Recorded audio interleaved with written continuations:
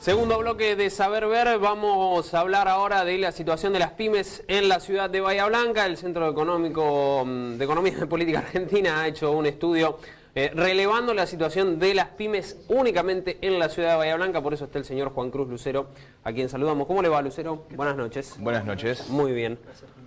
Bueno, ¿qué demuestra el informe? ¿Cuál es la situación real de los pequeños comercios de la ciudad de Bahía Blanca? La verdad que es una situación bastante preocupante. En términos generales, lo que uno puede observar es que hay una caída de ventas bastante seria, que está vinculado básicamente al poder adquisitivo, la caída del poder adquisitivo de los salarios, y que esto tiene ya su tiempo, digamos, empezó en 2016.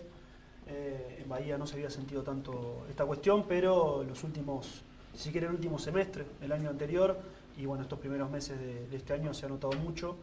Hay destrucción de empleo, 6 de cada 10 empresas en Bahía Blanca expulsaron trabajadores y bueno, eso tiene su correlato directo en una situación de precariedad en términos laborales y por supuesto en términos sociales eso es muy preocupante. Lucero, ¿cómo desarrollaron el estudio? ¿Qué periodo de tiempo tomaron y cuántas empresas encuestaron aquí a nivel ciudad? Nosotros trabajamos en 2 meses aproximadamente, a partir de marzo, y encuestamos 35 empresas locales, específicamente empresas pymes, porque nosotros queríamos ver cuál era la situación de las pequeñas y medianas empresas. En términos generales, la estructura y la matriz productiva bahiense ha perdido su componente industrial en gran parte y hoy se enfoca específicamente en lo que son los servicios y el comercio. Por eso, esta pérdida de poder adquisitivo impacta tanto, se vende menos y encima tenemos un aumento tarifario, lo hablaba Carlos recién, que ha impactado de lleno en lo que pagan en luz, en agua y en gas, y eso empeora y complejiza mucho más este tipo de vinculación entre usuarios que tienen que pagar más tarifas, con lo cual tienen menos poder adquisitivo para gastar en otras cuestiones, y negocios que se les complica para llegar a fin de mes. Los empresarios y comerciantes, ¿qué le dijeron? ¿Qué esperan de esta situación económica que se está viviendo? En términos generales, por ejemplo, el 74% de las empresas no va a invertir en lo que queda del 2017 y no planea inversiones para 2018, con lo cual nos está dando a la clara que no hay una posibilidad de, si se quiere, crecimiento. ¿Y eso qué miedo al dólar, que en esta última semana subió hasta 18, hoy bajó 10 centavos, sí, creo? Hay un montón de cuestiones. Creo que la cuestión electoral, digamos, que pone una nube ahí y no se sabe bien, la cuestión del dólar, por supuesto, pero básicamente es que no se sabe si se va a vender. Cualquier inversión productiva o que tenga que ver con un comercio tiene sentido si se va a vender más. En caso que así no ocurra, bueno, difícilmente cualquier empresario encare esa cuestión. 4 de cada 10 empresas pymes en Bahía Blanca plantearon que van a continuar en el sendero de los despidos. Eso me llamó la atención, el dato es el 40% planea seguir despidiendo personal en lo que queda del año. Claro, con lo cual nos hace pensar que la situación es mucho más conflictiva de lo que uno cree y casi el 50% de las empresas espera que las ventas sigan cayendo. Digamos, un panorama bastante complejo, que discute y hace entrar en discusión, de hecho desde el CEPA lo venimos trabajando, la cuestión de los despidos y el desempleo en Bahía Blanca. El INDEC ha dado 2 puntos menos de lo que dio en el trimestre anterior, pero nosotros discutimos esa cifra, no está en 7,6, 7,5 creo que dio el INDEC, para nosotros es 9,5 y en un futuro informe explicaremos por qué se han realizado algunos cambios metodológicos, se eliminaron casi 20.000 jóvenes del censo, con lo cual el desempleo ha bajado drásticamente. Lo vamos a demostrar y, bueno, por supuesto discutimos metodológicamente y estos datos con empresas pymes nos muestran que la situación es bastante complicada. Durante la gestión de Axel Kicillof y de la expresidenta Cristina Fernández de Kirchner se le criticaba no controlar el dólar, de controlar en demasía el dólar y tener un dólar blue que siempre estaba a una diferencia. Los proveedores le vendían a los comerciantes de Bahía Blanca el dólar blue. Hoy los comerciantes están vendiendo sobre un dólar de 19, 20 pesos, digo, los proveedores, aquellos que venden. ¿Cómo se controla esta situación? Porque bueno, el gobierno dijo que hay que dejarlo flotar. Sí, curiosamente uno puede acceder hasta 5 millones de dólares diarios, digamos, quien tenga la posibilidad, y vuelve a existir el dólar blue. Otra vez un dólar ilegal que está muy por encima, hay una brecha que se hace cada vez más extensa, y nos habla de la pauta de un grupo de sectores en nuestra economía a nivel nacional que pretenden un dólar mucho más alto. ¿Pero quién beneficia eso, Lucero? Bueno, por supuesto beneficia a los sectores vinculados a la exportación, tanto industriales, commodities industriales, y por supuesto el agro, en términos generales, la minería y el agro.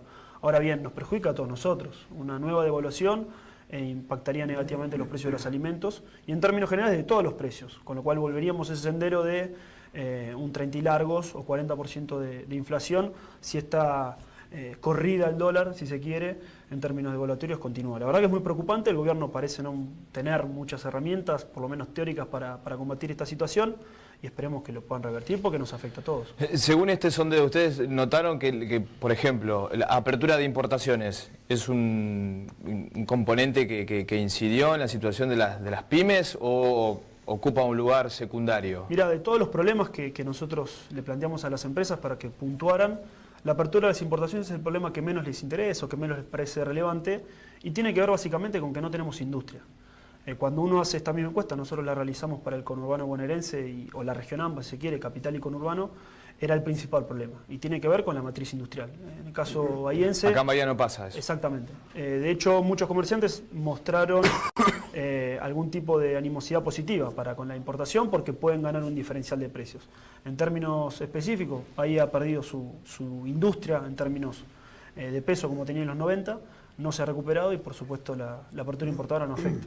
Lucero, hay algo que repiten los empresarios desde que, bueno, nosotros hemos empezado en esta profesión, aquello de pequeñas industrias también, y es el costo impositivo que genera el Estado para, por ejemplo, un salario. Que lo que se paga en un salario generalmente se paga entre un 40 y un 60% en materia impositiva. Lo que dice el gobierno es, bueno, vamos a cambiar y vamos a tener una reforma laboral, pero nunca se escucha que dentro de esa reforma laboral se le otorgue algún beneficio a esas pequeñas empresas para decir, bueno, puedo seguir invirtiendo, puedo seguir teniendo empleados, pero el costo no me significa siendo mayor. Y al contrario, siempre termina siendo en perjuicio de los empleados y volvemos, en definitiva, siempre a la misma ecuación, empleados contra empleadores. Exactamente, y la verdad que es muy preocupante. Empezar a hablar otra vez de reformas laborales, flexibilización laboral es muy preocupante, porque no hace más que empeorar esta situación. Si estamos hablando que las pymes le están pasando mal, están vendiendo menos porque el salario no alcanza, imagínense si hay una reforma laboral, una flexibilización.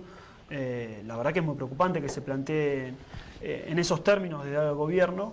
Es importante mencionar que para mejorar esta situación hace falta una reforma impositiva, general, progresiva, que permita que las pequeñas y medianas empresas tributen menos y que las grandes empresas tributen más, como ocurre en todos los países serios del mundo. De acuerdo a esta encuesta, ¿lograron determinar si hubo pymes en la ciudad que tuvieron que cerrar definitivamente? Bueno, hay muchos casos. Porque hablábamos de despidos, pero que hayan tenido que cerrar definitivamente. Sí, hay muchos casos. De hecho, una de las principales problemáticas es la pérdida de rentabilidad.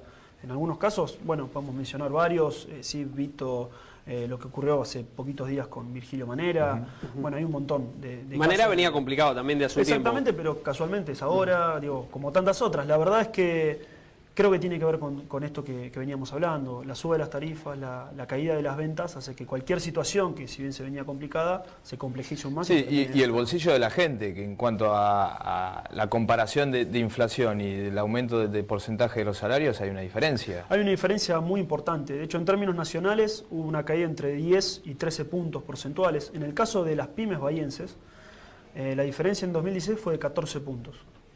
¿Y nunca se recuperó? Nunca se recuperó porque para este año la proyección de inflación está 4 puntos por encima de lo que han planteado las empresas que van a aumentar a sus trabajadores. ¿Qué porcentaje es ese? 4%, y en términos de 2 años son 18 puntos porcentuales de caída del poder adquisitivo de los empleados de las empresas pymes. Digo, es una situación bastante... ¿La inflación proyectada de cuánto es? Del 23%, Del 23%. Tomando los datos del CREVA, digamos. No lo Sí. quisimos hacer nosotros, pusimos otro centro, y en base a lo que, por lo menos hasta estos meses, plantearon, si uno lo proyecta a lo que queda del año, da esa cifra. Y se proponen, desde las pymes se propone un aumento del 19%. Sí, promedio entre todos los casos. Claro.